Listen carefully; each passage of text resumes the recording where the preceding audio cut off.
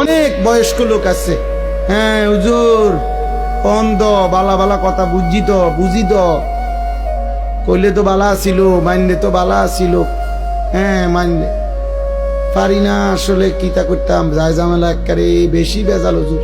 থাক, কিছু মনে করেন না, আলাপ করেন আপনি মস্কারি। হ্যাঁ, আখেরাত আপনি মস্কারি মনে করছেন চাচা? আপনি ইমাম সাহেবের ফেরেশতা এক কথা মনে করছেন? কি ভাবছেন আখেরাত? আখেরাত এত মামুলি?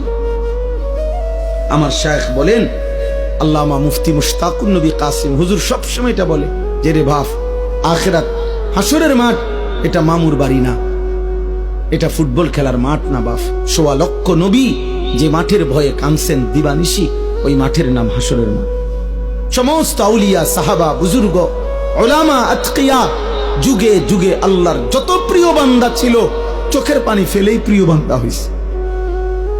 আল্লাহর যত নেক বান্দা ছিল, রাতের অন্ধকারে একাকী কাঁদা কাঁদাই আল্লাহর প্রিয় বান্দা, যে মাওলা আমার আখিরাতে কি হবে, মা আমার আখিরাতে কি।